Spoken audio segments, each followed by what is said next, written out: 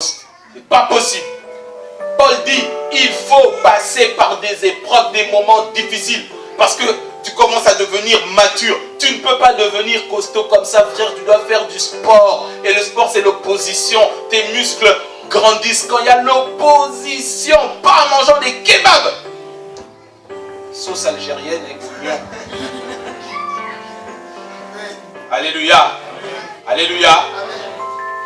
Regardez ce que l'apôtre Paul dit. Un autre verset pour que vous compreniez bien leur mentalité. Je sais que je donne beaucoup de versets, mais c'est comme ça que je travaille. 2 Corinthiens 1. Versets 5 à 6. 2 Corinthiens 1, verset 5 à 6. Surtout le verset 5. Vous lirez le verset 6 chez vous, parce qu'on n'a plus beaucoup de temps. Mais surtout le verset 5. La Bible dit quoi? 2 Corinthiens chapitre 1, verset 5, version parole vivante. Nous avons certes beaucoup à souffrir au service du Christ. Ah, vous voyez? Il dit, nous avons beaucoup à souffrir au service du Christ. Je ne suis pas en train de te dire que la vie chrétienne est une vie de malheur. Non. Je dis que pour pouvoir atteindre l'épanouissement, attends-toi. Tu ne peux pas accéder au sommet sans passer par la vallée. Amen. Est-ce qu'on me comprend? Amen. Si on te vend l'évangile de sommet en sommet, méfie-toi. Amen. Méfie-toi. Tout ce qui est moins cher, n'est pas de très bonne qualité. Amen. N'est-ce pas? Tu peux relire le verset 5, s'il te plaît, maintenant. Nous avons certes beaucoup à souffrir au service du Christ. Parfois, la coupe déborde, mais nous portons ces souffrances avec lui, et il est toujours pour nous la source d'abondante consolation. Ah, amen. Amen.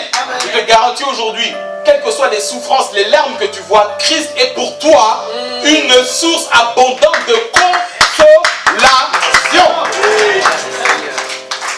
Quelles que soient les épreuves que tu traverses dans ton ministère, dans ton appel, tu penses que Dieu t'a abandonné. Il dit non. Là où les souffrances abondent, la consolation. Amen. Est-ce qu'on est là? Est-ce qu'on est là? Le verset 6 dit, si donc nous passons par l'épreuve, si nous endurons les persécutions ou quelque autre détresse, ce n'est pas... Tu peux reprendre s'il te plaît maintenant. Si donc nous passons par l'épreuve, si nous endurons la persécution ou quelques autres détresses, ce n'est pour vous que bénéfice. Ah. Est-ce qu'on me suit? Je dis que la souffrance produit la vie. Au travers de l'obéissance. La souffrance toute seule, c'est pas bon. Est-ce qu'on me suit? Si tu sors d'ici, tu dis, pasteur dit que je dois souffrir, je vois ma voiture, je vois mes enfants, tu vas faire la manche. C'est pas la souffrance dont je parle. C'est une malédiction mêlée d'idiotie. Je traite les gens d'idiots, Bon, pas grave. Mais c'est dans l'amour. Donc il dit, si nous souffrons, nous les chrétiens, toi papa, toi maman, tu passes par des épreuves, c'est pour être un bénéfice pour les autres. Bon, vous n'êtes pas trop tout saisi, le Saint-Esprit vous expliquera. Continue encore, relis encore. Ce n'est que, c'est pour... Si donc nous passons par l'épreuve, si nous endurons la persécution ou quelques autres détresses, ce n'est pour vous que bénéfice, car alors nous pouvons d'autant mieux vous réconforter et vous affermir dans le chemin du Donc salut. si tu veux réconforter ton mari, tu veux réconforter ton pasteur, tu veux réconforter les gens qui sont autour de toi, attends-toi à ce que Dieu t'entraîne dans l'école. De l'école de la discipline, comme on dit chez nous au Congo, de la discipline. Ils prennent le chiffre 10 et ils mettent plein derrière. Discipline.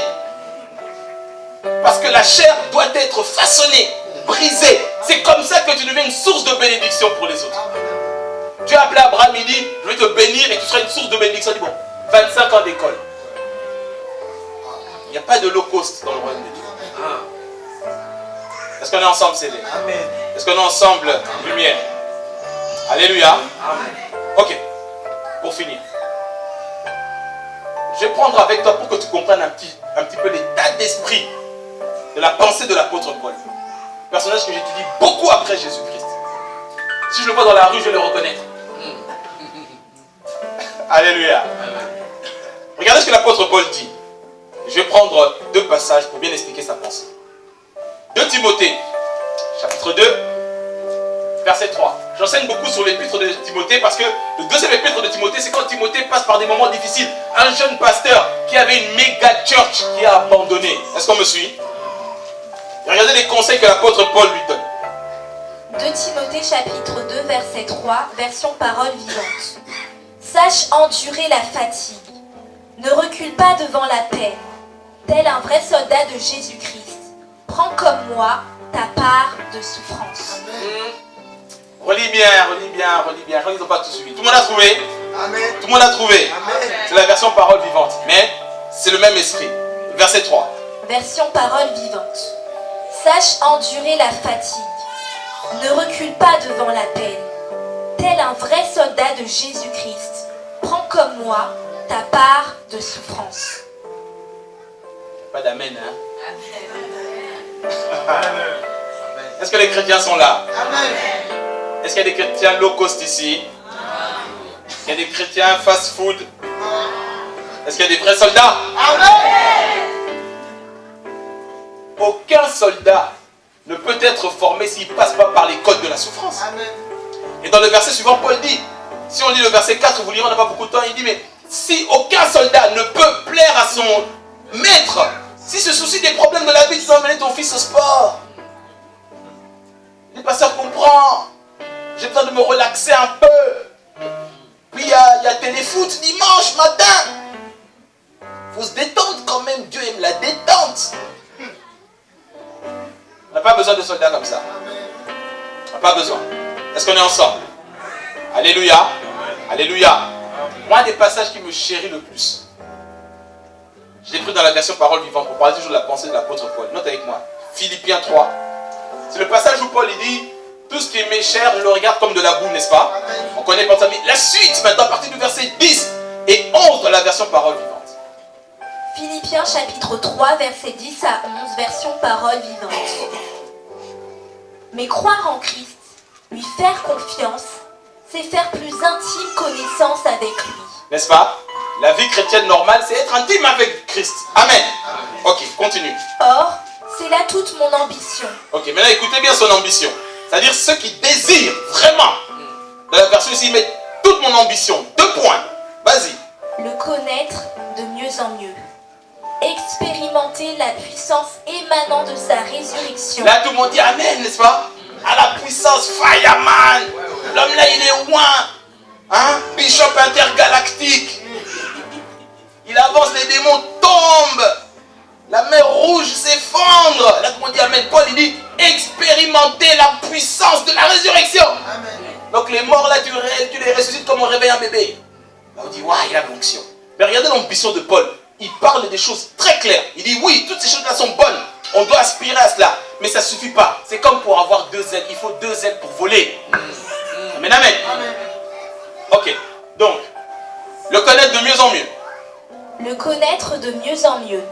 Expérimenter la puissance émanant de sa résurrection et communier à ses souffrances en mourant avec lui.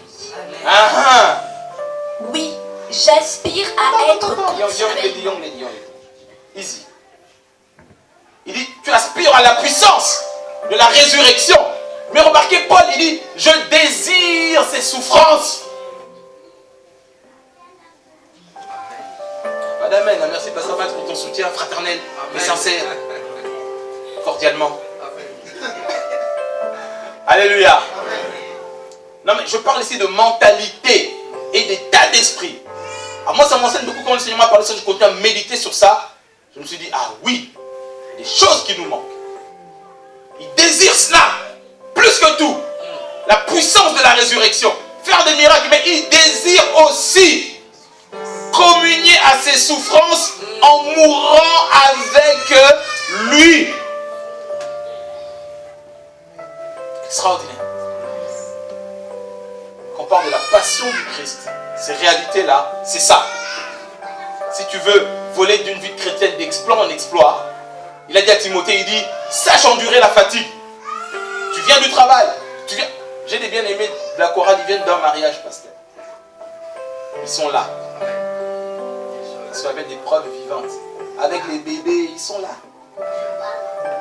Beaucoup auraient dit, hey, N'est-ce pas? Le Seigneur les bénisse. Il dit non, non, non, non, non. Endure la fatigue. Ne recule pas devant la peine.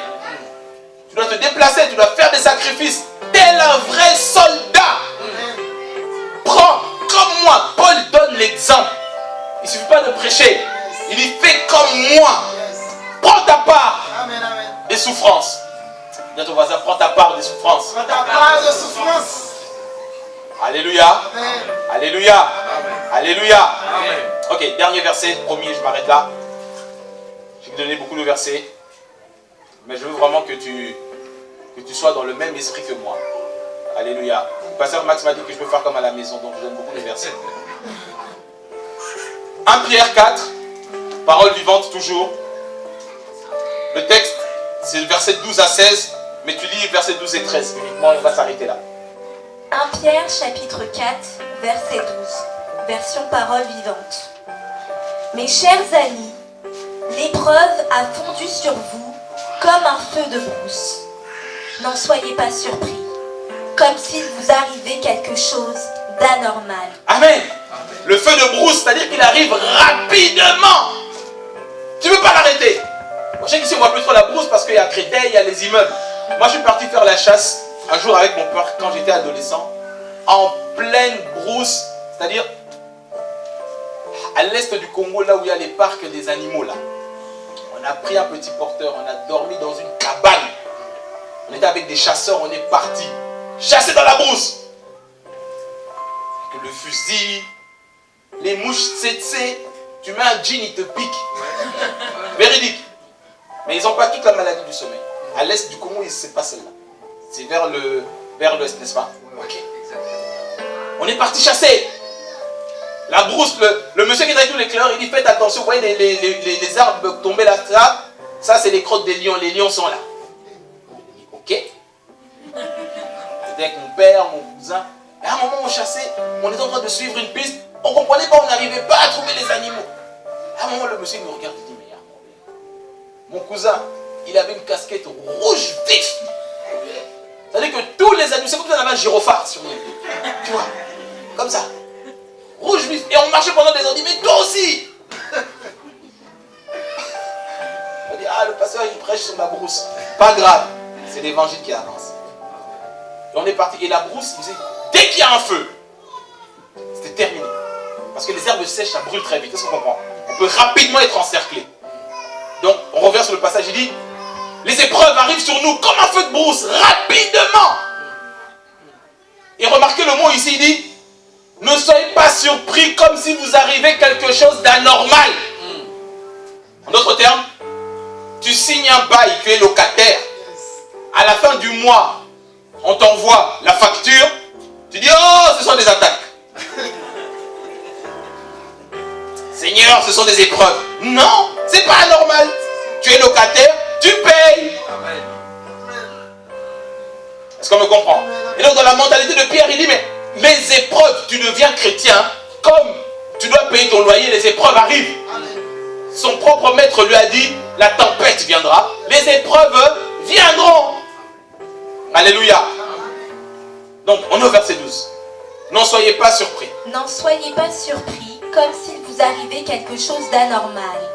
Elle éprouve et purifie votre foi. Amen. Retiens bien ceci. Les souffrances du Christ, elles éprouvent et elles purifient ta foi. C'est pour ça que Paul désirait ça. Le mot purifier signifie sans mélange. Il y a une différence entre propreté et pureté. Tu peux ramasser un diamant dans la boue, mais il est pur, c'est-à-dire que dans les atomes de ce diamant-là, il n'y a pas d'imitation. Mais tu peux aller à la place Vendôme et voir un diamant qui brille, mais on l'a mélangé. Ce diamant-là est propre, mais il n'est pas pur. Est-ce que vous comprenez la différence? Ce qui intéresse Dieu, ce n'est pas forcément la propreté, c'est d'abord quoi? La pureté. Paul dit que les épreuves, Pierre dit que les épreuves, elles sont là pour éprouver, c'est-à-dire vérifier la capacité de résistance, muscler, faire monter, purifier, enlever, feu du fondeur, je n'ai qu'un désir. On chante ça, c'est d'être ça. Le feu du fondeur, ce sont les épreuves. Amen. Il dit, tu veux le feu du fondeur, tu veux être pur, mis à part pour toi. Il dit, d'accord. Alors efface déjà le numéro de John Albert dans ton portable.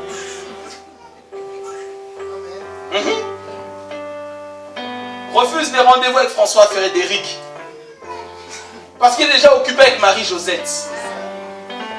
Mais toi tu pries en secret, tu jeûnes. Dieu, casse Marie-Josette. Ah, Yahweh. Non, tu as besoin du feu du fondeur. Si tu me comprends, donne-moi un bon amen. Amen. Christ a besoin de chrétiens qui aspirent à souffrir avec lui. Parce que notre foi est stabilisée, purifiée. Et à ce moment-là, comme la Bible dit 4 fois, le juste vivra Par la foi. Alléluia. Verset 12 et 13, on s'arrête là. Versets 12 à 13, je reprends. Mes chers amis, l'épreuve a fondu sur vous comme un feu de brousse. N'en soyez pas surpris, comme s'il vous arrivait quelque chose d'anormal. Elle éprouve et purifie votre foi. Au contraire, réjouissez-vous. Ah ah, vous voyez l'attitude? Quand les épreuves arrivent, on dit au contraire, tu viens me voir, pasteur, j'ai été viré de mon travail, je comprends pas. Je te dis, ah, sois dans la joie. Amen. Le pasteur, il comprend rien.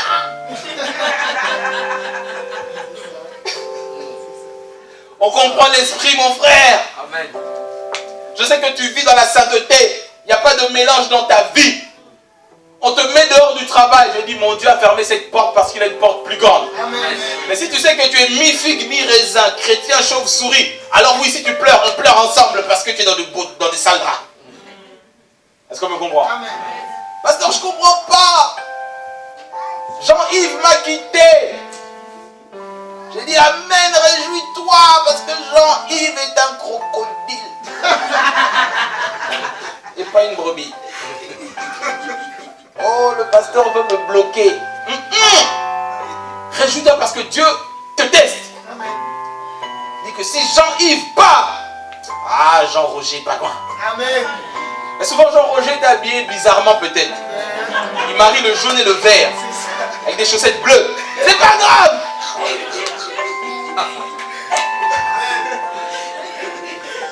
Mais il a l'onction. Amen. Et après, tu pourras le façonner, ma soeur. Tu pourras mettre un beau costume slimé. Est-ce qu'on me suit? Amen. Quand l'épreuve t'arrive, réjouis-toi. Dieu te regarde et dit, regarde comment on va faire. Vous savez, parce que je parle trop des fois, je pense que... Dieu a dit à Satan, il dit, t'as vu mon serviteur Job, hein? Dieu est un père. Tout père est fier de ses enfants. Amen. Et tu as vu lui là? Ah, il maîtrise, hein? Satan dit non, c'est parce que tu lui donnes beaucoup de choses. Vas-y, teste-le. Est-ce qu'on me suit? Amen. Exactement comme ça, le Seigneur teste. Je sais que beaucoup d'entre nous étaient sur le point de laisser tomber. Peut-être le ministère. Peut-être même ton mariage.